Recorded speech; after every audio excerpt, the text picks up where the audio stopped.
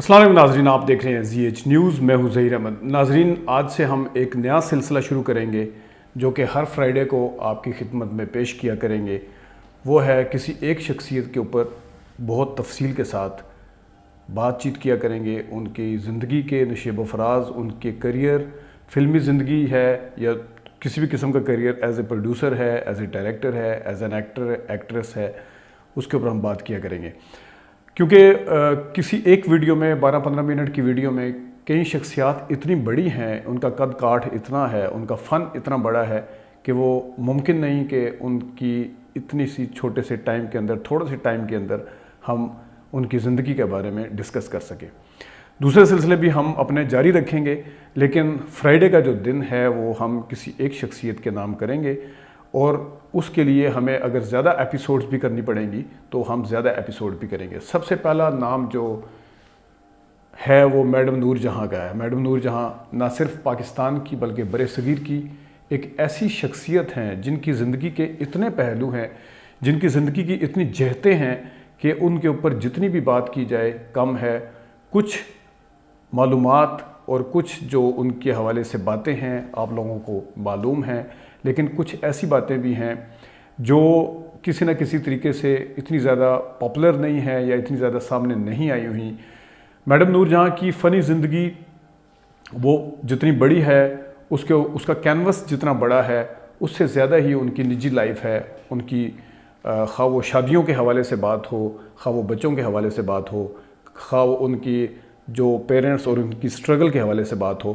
तो वो इतना ज़्यादा है। और उनकी ज़िंदगी के अंदर जिन जिन किरदारों ने किसी भी तरह का किरदार अदा किया, खा वो मस्बत है या मनफी है, उसके ऊपर भी हम बात करेंगे। मैडम नूर जहाँ की ज़िंदगी के हवाले से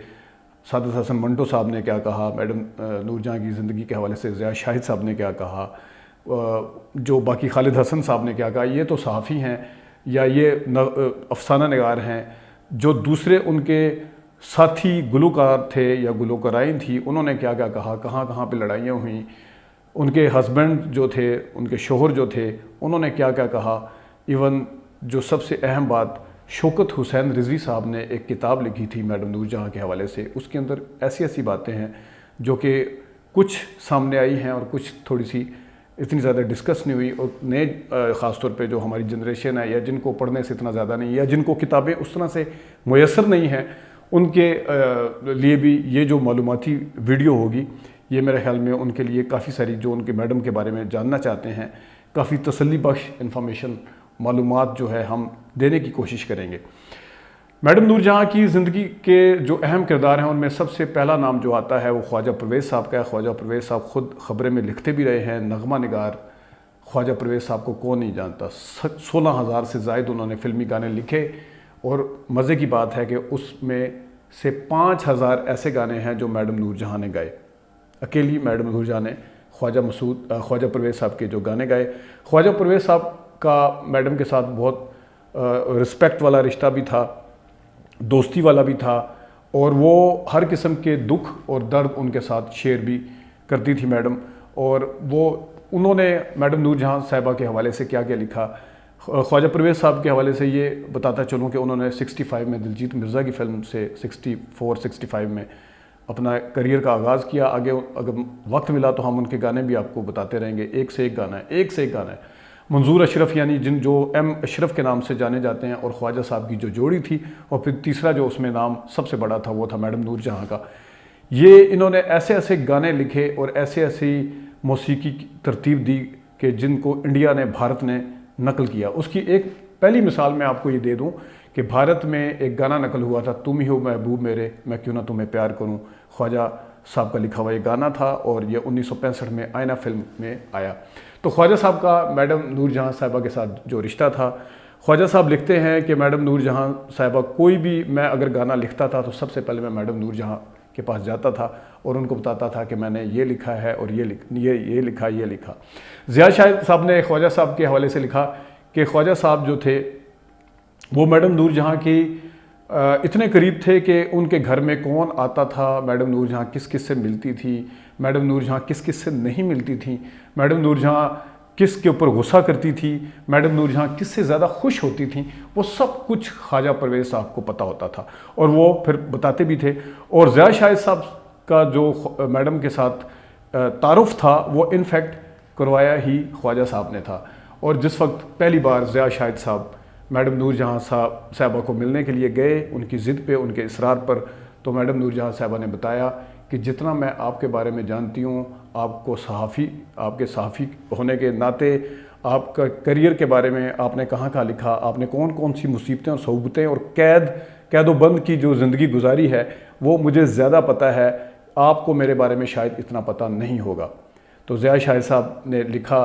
कि मैडम नूर जहाँ साहबा ने कहा कि मुझे जो उस ज़माने में प्रमोटर्स जो थे, जो मैडम नूर जहाँ की तकरीबन आखिरी दिनों के कुछ पहले प्रमोटर्स जो थे, वो मैडम नूर जहाँ साहबा को बहुत ज़्यादा उनसे नाराज़ रहते थे, लड़ाइयाँ करते थे, क्योंकि मैडम नूर जहाँ का पहले दिन से ये मानना था, जो कि वो किसी हद तक ठीक भी था, कि जितना भी मैं एडवांस में पैसे लूँगी, एडवांस के अलावा मैं कभी पैसे नहीं लूँगी। प्रमोटर्स जो थे वो इस चीज़ से गुस्सा करते थे, वो कहते थे कुछ रकम आप एडवांस लें, कुछ बाद में ले लें, लेकिन मैडम कहती थी कि मेरे बड़े तजर्बे हैं, फिर पैसे वापस कोई नहीं देता दोबारा से आके, तो इसलिए मैं एडवांस लूँगी। तो इस तरह जब वो प्रमोटर्स गुस्सा करते थे तो वो किसी ना किसी तरीके से मीडिया पर आकर अपना गुस्सा निकालते थे। और मैडम ने कहा ज़िया शाहिद साहब को कि मुझे ऐसी गसीली औरत के तौर पे मीडिया के अंदर पेंट किया गया है कि जिस तरह मेरे से ज़्यादा फड्डेबाज या बदमाश कोई नहीं है। तो उन्होंने कहा कि ऐसा नहीं है, लेकिन मेरी भी कुछ मजबूरियां हैं। ज़िया शाहिद साहब लिखते हैं, बताते हैं कि जिस वक्त वो उनसे मिलने के लिए गए तो उन्होंने मैडम नूर जहाँ ने बताया कि मैं कराची जा रही हूँ, मैं अपने आखिरी अयाम अपनी बेटी शाज़िया के साथ गुजारूँगी। उन्होंने ज़िया शाहिद साहब को बताया कि मेरे इतने स्कैंडल बने, मेरी इतनी मेरे हवाले से बातें हुई, क्या क्या वाक़यात जो थे मेरे हवाले से डिस्कस नहीं हुए, और उनको वो मानती भी थी खुद कि उसमें सदाकत भी होती थी। लेकिन उन्होंने कहा कि मैंने ज़िंदगी में अगर पहली और आखिरी मोहब्बत की वो सिर्फ़ और सिर्फ अदाकार एजाज़ दुरानी से की थी। नाज़रीन, आपको भी पता है कि एजाज़ दुरानी साहब जब किसी केस में लंदन में पकड़े गए थे, गिरफ़्तार थे, तो उस ज़माने में जहाँ फिरदौस साहिबा वहाँ पहुँच गई थी उनकी खिदमत करने के लिए या उनकी मदद करने के लिए, तो मैडम नूर जहाँ अगरचे वो उनसे तलाक़ ले चुकी थी, अलहदगी इख्तियार कर चुकी थी, लेकिन इसके बावजूद मैडम नूर जहाँ भी एजाज़ के पास पहुँची। तो मैडम नूर जहाँ कहती थी कि मैं इस धरती पे, यानी लाहौर की धरती पे ज़्यादा नहीं रहना चाहती, इस धरती ने मुझे बहुत दुख दिए हैं, मुझसे बहुत फ़रेब किए हैं, मैं यहाँ नहीं रहना चाहती। तो ज़िया शाहिद साहब लिखते हैं कि ये जब बातें कर रही थी मैडम, तो उनकी बड़ी बेटी जो शौकत हुसैन रिजवी साहब की बेटी ज़िले हुमा भी उनके साथ थी, तो उन्होंने मैडम नूर जहाँ के कंधे के ऊपर सर रख के रोना शुरू कर दिया। मैडम नूर जहाँ ने कहा कि मैं शाज़िया के साथ अपनी बाकी ज़िंदगी आखिरी अयाम गुजारूँ, जो कि बाद में सच भी साबित हुआ। और मैडम ने कहा कि मुझे अपनी तीनों बेटियों में जो एजाज़ से हैं, एजाज़ की झलक नज़र आती है, और मैं ज़्यादा से ज़्यादा शाज़िया को जितना देखूँगी तो मैं ये समझूँगी कि मैं अदाकार एजाज़ के करीब हूँ, अपने खामन जो साबिक खामन थे उसको मैं देख रही हूँ हर वक्त, इस वजह से मैं आखिरी अयाम वहाँ पे रहना चाहती हूँ। और ज़िया शाहिद साहब लिखते हैं कि मैडम ने मुझे कहा कि आप मुझसे कराची मिलने आया करेंगे या नहीं, तो ज़िया शाहिद साहब ने कहा कि मैं ज़रूर आऊँगा। और ज़िया शाहिद साहब अभी सोच ही रहे थे कि शायद मेरी मैडम से ये आखिरी मुलाकात हो, क्योंकि मसरूफ़ियत की बिना पर कराची आना जाना किसने है। तो इसी असना में मैडम नूर जहाँ ने जिस वक्त ये गाड़ी में आके बैठे, तो उन्होंने फिर उनके शोल्डर पे हाथ रख के कहा कि मुझे पता नहीं ज़िया साहब क्यों लगता है कि शायद ये हमारी आखिरी मुलाकात है।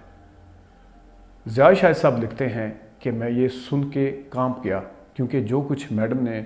ख़ुद अपने लफ्ज़ों से या अपनी ज़ुबान से ये जुमले कहे, यही मैं सोच रहा था कि शायद ये आखिरी मुलाकात हो।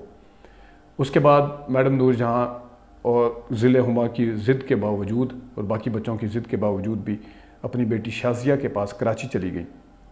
यहाँ से जब कराची से ख़बर आई मैडम नूर जहाँ की आखिरी उनकी ज़िंदगी ख़त्म हो गई, वो अल्लाह को प्यारी हो गई, तो उसके बाद उनको जब वहाँ पे दफनाया गया, ये भी उनकी ख्वाहिश थी कि मुझे आम से कब्रिस्तान में आम सी कब्र के साथ दफनाया जाए। तो कतबे के ऊपर नूर जहाँ अल्लाह वसाई लिखा हुआ اور اس کے ساتھ 1926 کی جو ڈیٹ آف ڈیتھ لکھی ہوئی ہے 1926 کی 21 دسمبر 1926 کہا جاتا ہے، لیکن اصل میں جو کتبے کے اوپر ہے وہ 1923 لکھا ہوا ہے۔ میڈم نور جہاں اللہ وسائی اصل نام، والد کا نام مدد علی اور والدہ کا نام فتح بیگم تھا، انہوں نے اپنے کریئر کا آغاز کیسے کیا یہ ہم آپ کو اگلی قسطوں میں بتائیں گے۔ انہوں نے کیسے پاکستان سے وہ ہندوستان، یعنی اس وقت کے قصور سے وہ ہندوستان کیسے پہنچی، وہاں پر کیسے کیسے انہوں نے گلوکاری اور اداکاری کی، کس کس کے ساتھ وہاں پر ہیروئن آئیں، اور کس کس طریقے سے پھر ان کا شوکت حسین رضوی صاحب کے ساتھ ان کی شادی ہوئی، اور ان کے کردار زندگی میں کون کون سے آئے، کون کون سے سکینڈل تھے جن کے حوالے سے باتیں کی جاتی ہیں، اور خاص طور پر شوکت حسین رضوی صاحب نے ان کے بارے میں کیا لکھا تھا، اور اس کے جواب میں میڈم نور جہاں نے ان کو کیا کہا تھا، اور شوکت حسین رضوی صاحب کا آگے سے رد عمل کیا تھا، یہ آنے والی قسطوں میں ہم آپ کو بتائیں گے۔ میڈم نور جہاں کے فن کے حوالے سے بھی بات کریں گے، ان کی پرائیویٹ زندگی کے حوالے سے بھی بات کریں گے، ان کے فن کی جو جہتیں ہیں، جس طرح میں نے بتایا ہے، اداکاری کی ہو یا گلوکاری کی ہو، پنجابی گانوں کی ہو یا اردو گانوں کی ہو، غزلوں کی ہو، تو اس کے حوالے سے جتنی بھی باتیں کی جائیں کم ہیں، لیکن اس کے اوپر ہم جتنا ممکن ہو سکے گا ضرور بات کریں گے۔ ناظرین، ابھی تک کے لیے اتنے، اجازت دیجیے، اللہ حافظ۔